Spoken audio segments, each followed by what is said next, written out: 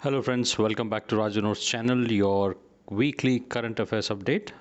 Today we will do the current affairs update from 5th of February to 12th of February 2022. Let's quickly jump over into it.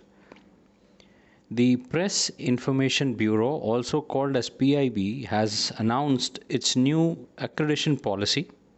As per this policy, a journalist can lose government accreditation if they act in any manner which is prejudicial to India's sovereignty, integrity, security, or any kind of friendly relationship with the foreign states, public order, decency, or the morality, or in relation to any of the contempt of the court, including the defamation or incitement for of an offense. So basically, the government accreditation to the journalist will be withdrawn if they participate that goes against anything negative for the country. How well is this point to be taken? It's a very debatable point. So be prepared for a question on this subject, that is this step a correct one or not. We'll just leave it at that. The Jammu and Kashmir becomes the first union territory in India to be integrated with the National Single Window System, also called as NSWS. We have earlier covered this topic. NSWS is basically a platform or a single window project which has about 20 ministries and departments that have been integrated onto this platform. And the NSWS system eliminates the need of investor who is coming to a particular state or a union territory to visit multiple places or offices to gather information, obtains clearance for his own investments or something like that. So the J&K becomes the first UT to be integrated with this single window system. So one should be just aware of this, and this was launched by the Lieutenant Governor Manoj Sinha. This week, India also saw Fabi Spray coming into the market. Well, it was produced and marketed by the Glenmark Pharma in India. The Fabi Spray is India's first nasal spray for treating the COVID-19 patients. Well, the Fabi Spray works on the nitric oxide nasal spray technology, which is when sprayed over the nasal mucosa, it acts as a physical and a chemical barrier against the SARS-CoV-2 virus, and it prevents it from incubating and spreading down to the lungs. So during its phase 3 trials, it was seen that this spray could reduce up to 99% of the viral load within 48 hours. And it is also said that this Fabi spray is effective against alpha, beta, gamma, delta, and epsilon variants of COVID. The foreign ministers' meetings or the foreign ministers' meet of quadrilateral security dialogue in Melbourne was done on 11th February. And taking a clue from this, China has started, before the meeting started, China started accusing the members, which included the India also, that this particular meeting is nothing but driving a wedge in the region and having a Cold War mentality. And we all know that China is certainly rattled by this Quad bloc which was formed. And we all know the reasons why the Quad was formed. So Quad seems to be working out to some extent, because if China is giving out such a statement, that means it is making some difference to China. Last week, we had discussed as to how India will be announcing a digital rupee. We all know that China has already announced it e-yuan, and so India is also not behind now. It is also introducing its digital rupee. And as per the Deputy Governor T. Ravi Shankar, the digital rupee is likely to be introduced in 2022 and 23, and it will be exactly like a normal rupee, and which will be one-to-one convertible. Like you keep a rupee in your purse, the digital rupee is there in your cell phone. Like what you use as of now, whatever Paytm money or whatever GPay money you use, that is through the other companies. But now this is being issued by the RBI itself. So it's a very secure money, and it can be used in a digital manner. We also saw last time that the government of India had introduced the e-rupee payment vouchers. We had seen that this was to cut down the middleman from taking the cut, and the incentives reaching the farmer or any kind of a person who needs this particular money. So government, instead of giving money, would give out a voucher. It will be an e-voucher. The person, let us say a farmer wants to buy some fertilizers, so the government would issue a voucher which will only be valid for fertilizer, and it would have certain amount of money. So the farmer would take that voucher, go to a outlet or where the fertilizers are being sold. He will produce this e-voucher, and the shopkeeper will give him the fertilizer.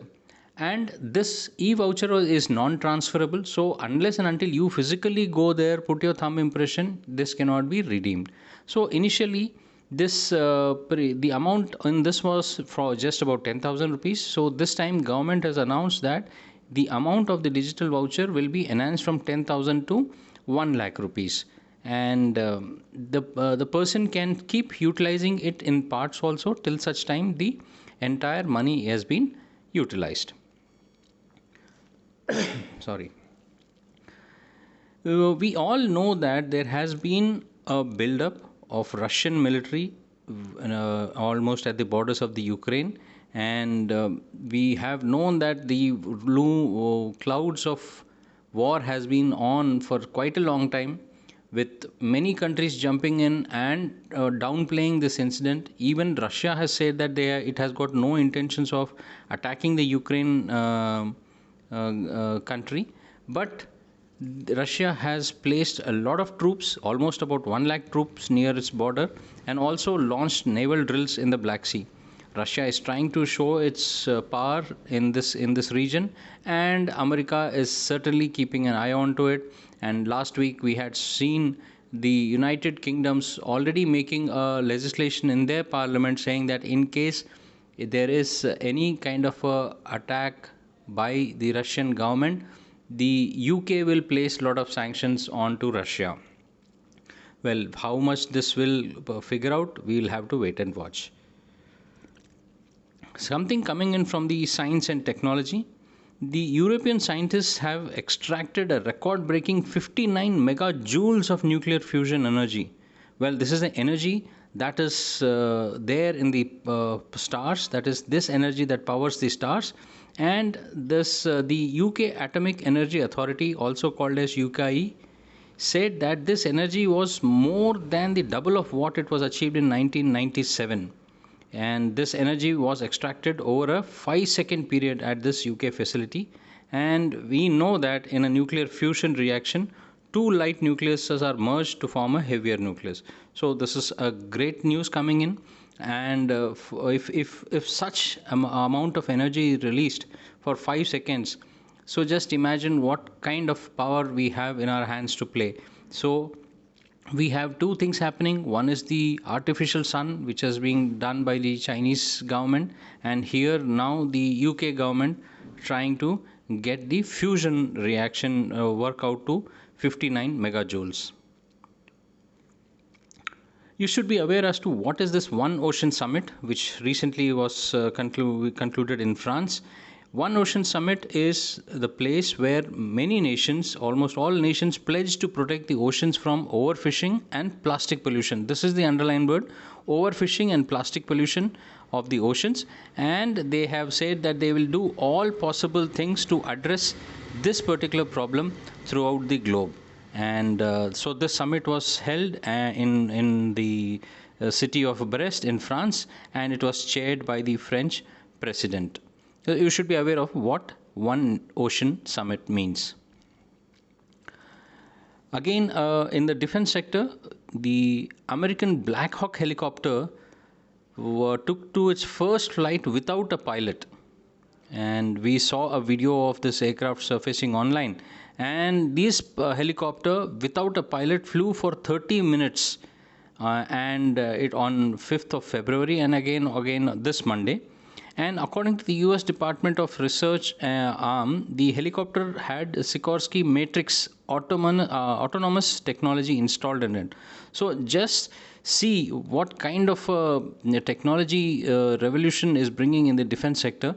Now that means, now today it is a helicopter, tomorrow it will be an aircraft, maybe. And so gone are the days when a physical presence or a man's life was put in the line of fire when he was going to either attack or to defend something. So if this aerial platforms could take off, do their job and land without a human life, that means it is all the futuristic warfare which is going to happen soon. This incidentally, the Sikorsky Matrix autonomous technology has been produced by Lockheed Martin Group.